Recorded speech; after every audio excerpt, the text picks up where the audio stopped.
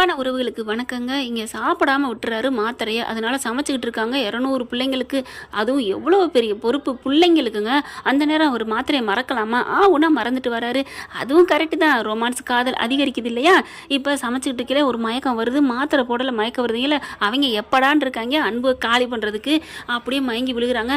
ஆனாலும் நல்ல மனசுன்னு சொல்லலாம். டக்குன்னு என்ன பண்ணுறாங்க, ஆஸ்பத்திரி தூக்கிட்டு போவோம். என் அன்பு கண்மணியும் ஓடி வந்துடுறாங்க. என்னாச்சு அப்படிங்கல. கண்மணி நான் மாத்திரை போட மறந்துட்டேன் கண்மணி, ஒரு மாதிரியா இருக்கு கண்மணி அப்படிங்கல. ஏன் அன்பு இப்படி பண்றீங்க, மாத்திரை கொண்டாந்துருக்கீங்களா அப்படின்னு வேகமா போயிட்டு பாக்குறாங்க. ஆனா பேக்ல இல்ல. என்ன இவ்வளவு உரிமையா பேசுறாரு அவர்? நான் பாக்குது. என்ன இவர் உங்களுக்கு தெரியுமா அப்படி சொல்ல, இப்ப அது முக்கியமா? ஜீவா எங்க? ஜீவாங்கல. கரெக்டா ஜீவா வராரு. ஜீவா இங்க பாருங்க, இவர் ஆஸ்பத்திரி சீக்கிரம் கொண்டு போங்க. அங்க போய் அந்த மாத்திரை கொடுத்தாகணும். இவருக்கு உடம்பு வீக் ஆயிடுச்சு. அந்த மாத்திரை போடாட்டி இவருக்கு ஏதாவது பண்ணிருங்கிறது உனக்கு எப்படி தெரியும்? ஐயோ அதெல்லாம் அப்புறம் பேசிக்கலாம், சீக்கிரம் அப்படிங்கல. அப்ப சமையல் அங்கே எல்லாம் கொதிச்சுக்கிட்டு கிடக்கு. ஐயோ இப்போ பிள்ளைங்களுக்கு வேற கொடுக்கணுமே, அதை நான் பார்த்துக்கிறேன் சார். ஜீவா சார் நீங்கள் கூப்பிட்டு போங்க, நான் சமையலை பண்ணிக்கிறேன் அப்படின்னு சொல்ல, சரிம்மா அப்படின்னு சொல்லிட்டு ஆஸ்பத்திரிக்கு கூப்பிட்டு போயிடுறாங்க. என் கண்மணிக்கு படபடப்பா இருக்கு. என்னடா ஆச்சரியமா இருக்கு, இவனுக்கா இவன் இந்த துடிக்கிறா. அப்போ பார்க்குற அந்த பெரிய ஆள் என்ன பண்ணுறாரு, சீனியர் ஜூனியரை பார்த்து, அப்போ உன் ஆளுக்கு ரூட்டு கிளியர் தான், உனக்கு என்ன சார் சொல்கிறீங்க? ஆமாம், அவனுக்கா துடிக்கிற பார்த்தா இதுக்கு 2 ரூட்டு சூப்பராக போயிட்டுருக்கு. அப்புறம் ஆளுக்கு அவன் கிடைக்க மாட்டேன். அப்போ உன்ட்ட தானே வருவா. ஐயோ சூப்பர் சார். அப்போ இவங்க 2 பேரும் சேரட்டும் சார், நல்லா இருக்கட்டும் சார். என்னடா அப்போ இந்த சாப்பாட்டில் எதுவும் கலக்கலையா சார்? என்ன சார் நீங்கள் இப்படிலாம் பேசிட்டீங்க? என் லவ் இப்போ தான் சேரப்போகுது, நான் இப்படி கெடுத்துக்குவேன், நீ இல்லாட்டி போடா நான் பண்ணுறேன் அப்படின்னு சொல்லிட்டு வேகமாக ஏதோ ஒரு பவுடர் எடுக்க இங்கே கண்மணி இங்கிட்டு வேலை பார்த்துட்டு இருக்காங்க. கலக்க போகிறாரு. டக்குன்னு கையை பிடிச்சிடுறாரு அந்த ஜூனியரு. டேய் விட்றா அப்படின்னு சொல்ல, சார் வேணாம் சார், அது குழந்தை சார், பாவம் சார். என்னடா உன் காதலுக்கு ரூட்டு கிளியர் ஆகுதுங்கவும் நீ கடமையை மறக்கிறியா? சார் இதில் ஒன்றும் கடமை இல்லை சார், குழந்தைங்களோட உயிரோட விளையாடாதீங்க, நான் சொல்லிட்டேன். அப்புறம் எனக்கு வேலையே போனாலும் பரவாயில்ல, நான் எல்லாத்தையும் சொல்லிடுவேன். என்னடா என்கிட்டே வா அப்படின்னு சொல்ல, என்ன சார் பாவம் சார், அந்த பச்சை பிள்ளைங்க சார், அதுவே ஆதரவற்ற பிள்ளைங்க சார், விட்டுருங்க சார். நாளை பின்ன நமக்கு பாவம் பெருசாக சேரும் சார். நம்ம கடைசி காலத்தில் செய்கிற பாவம் புண்ணியம் தான் கூடவே வரும்னு சொல்லுவாங்க அப்படின்னு சொல்ல, ரொம்ப பண்ணுறானே, சரி இன்னொரு நாளைக்கு பார்த்துக்குவோம். அதுவும் இல்லாமல் இப்போ அன்பும் இல்லை, அவர் சமையலை கெடுத்தோம்னு சொல்லவும் முடியாதுல்ல. ஆமாம்ல, அவன் சமைக்கையில் தான்டா கெடுக்கணும். சரி விட்டுரு, சரி பிள்ளைங்களுக்காக சேர்ந்து சமைப்போம் அப்படின்ட்டு, கண்மணி மேடம் நாங்களும் சமைக்கிறோம் அப்படின்னு சொல்ல, சீக்கிரம் சார் ஹெல்ப் பண்ணுங்க அப்படின்னு சொல்லிட்டு அறக்க பறக்க வேகமாக சமையல் செய்கிறாங்க. சமையல் செஞ்சு எல்லாம் பர்ஃபெக்டாக அப்படியே சூப்பராக முடிச்சிடுறாங்க. முடிச்ச கையோடு என்ன பண்ணுறாங்க, எல்லாத்தையும் சாப்பிட்டு பார்க்குறாங்க. எல்லாமே சூப்பராக இருக்குங்க அப்படின்னு சொல்லிட்டு அவங்க 2 பேர் கையும் அதாவது சீனியரும் ஜூனியரும் பிடிச்சி கூப்பிட்றாங்க. ரொம்ப தேங்க்ஸுங்க ப்ரோ, உங்கள் 2 பேர் உதவி நான் மறக்கவே மாட்டேன், குழந்தைங்களோட சாப்பாட்டுக்கு உதவி பண்ணிட்டீங்க, ரொம்ப நன்றின்னு அவங்க கண்ணில் கையை எடுத்து ஒத்திக்கிறாங்க. என்னடா இவ்வளோ அப்படி கோவிச்சா கொதிக்கிறா, இப்படி பனிமலையாக அடங்கிட்டா, நம்மக்கிட்ட இவ்வளோ நன்றி சொல்கிறா. நம்ம தான் தப்பாக எல்லாத்தையும் பார்க்குறோமோ அப்படின்னு 2 பேரும் திருந்த பார்க்குறாங்க. இந்த கண்மணி என்ன பண்ணுது, டக்குன்னு வண்டி எடுத்துகிட்டு கிளம்புதுங்க. ஜீவாவுக்கு ஃபோன் பண்ணி கேட்டுக்கிட்டே இருக்குது அப்பப்போ, என்னாச்சுன்னு. அதெல்லாம் ஒன்றும் இல்லைம்மா, நல்லா தான் இருக்கா, நான் வர்றேன் அப்படின்னு சொல்ல, இல்லை இருங்க நான் வர்றேன் அப்படின்னு சொல்லிட்டு அங்கே வேகமாக போயிடுதுங்க. போன பார்த்தா குளுக்கோஸ்லாம் ஏறிட்டு இருக்கு, ரொம்ப வீக்காக இருக்கான், சாப்பிடாம இருக்கான்னு சொல்கிறாங்க டாக்டரும். என்னம்மா பார்த்துக்க வேணாம்மா, சாரி அப்படிங்கிறாங்க. சார் எல்லாம் சமையலாம் முடிச்சாச்சு, நீங்கள் போகிறீங்களா, ஆர்டர் கொடுக்குறீங்களா? இல்லை அதெல்லாம் அங்கே பார்த்துக்குவாங்க அப்படின்னு ஜீவா சொல்கிறாங்க. அதுக்கப்புறம் அன்பு கண்ணை முழிக்கிறாரு, பேசுகிறாங்க. தேங்க்ஸ் கண்மணி அப்படின்னு சொல்ல, என்ன அன்பு மாத்திரை போட மாட்டீங்களா?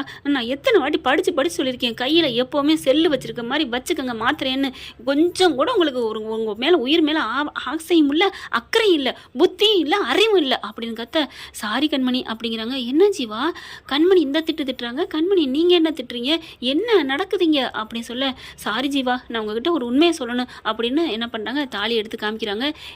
என்ன அப்படி சொல்ல, இவர் தான் என் ஹஸ்பண்ட் அப்படின்னு சொல்ல, அன்பு கண்மணி ஓன் ஒய்ஃபா அப்படின்னு சொல்ல, ஆமாம் சார் அப்படிங்கிறாங்க. ஆமாம் ஜீவா அப்படின்னு சொல்ல, சூப்பர், ஏன் இதெல்லாம் சொல்லலை அப்படின்னு சொல்ல, இல்லை சின்னதாக பிரச்சனை, அடப்பாவீங்களா, சின்னதாக பிரச்சனைனா கல்யாணம் ஆனதேவா மறப்பீங்க அப்படின்னு சொல்லிட்டு, ஆனால் பரவாயில்லையா பொண்டாட்டிங்கனால இந்த துடிச்சிருக்கா, நான் கூட நினச்சேன் என்னடா கண்மணிக்கு நல்ல கொண்டான்னு எனக்கு தெரியும், யாருக்காகவும் இந்த பறக்கிறாளே துடிக்கிறாளே நான் நினச்சேன்.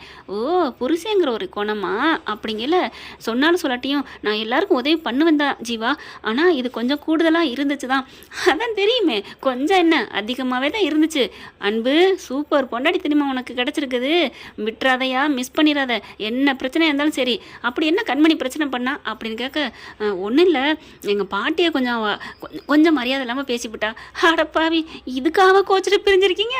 அவன் பெரிய பெரிய தப்பு பண்ணிட்டு ஏற்றுக்கிட்டு வாழ்ந்துக்கிட்டு இருக்காங்க, சாதாரண பிரச்சனைக்கு அப்படின்னு சொல்ல. ஏமா கண்மணி, இவனு எவ்வளோ நல்லவர், அன்பு எப்பேற்பட்ட நல்லவர், இவரை விட்டுட்டு நீ போகலாமா அப்படின்னு சொல்ல. அவர் தான் வீட்டை விட்டு போன்னு சொன்னார். அட, அவருக்கு சொன்னது தான் நான் உனக்கும் சொல்கிறேம்மா.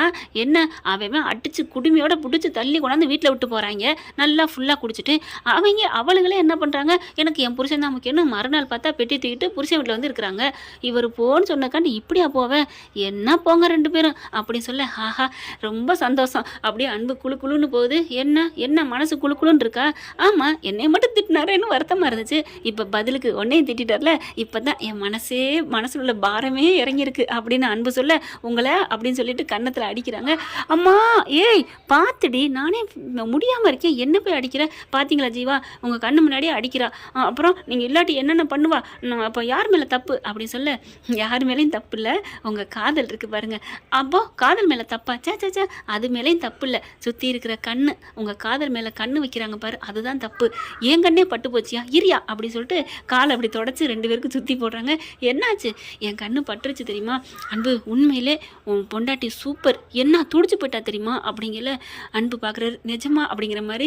ஏன் அன்பு இப்படி பண்ணிட்டேன், ஏதாவது ஆகிட்டா நான் என்ன ஆவேன், நீ பக்கத்தில் இருக்கீங்கிற தைரியத்தில் தான் நான் சண்டை போட்டுட்ருக்கேன், இப்படி பண்ணால் என்ன அர்த்தம் அப்படின்னு அழுகுறாங்க நம்ம கண்மணி.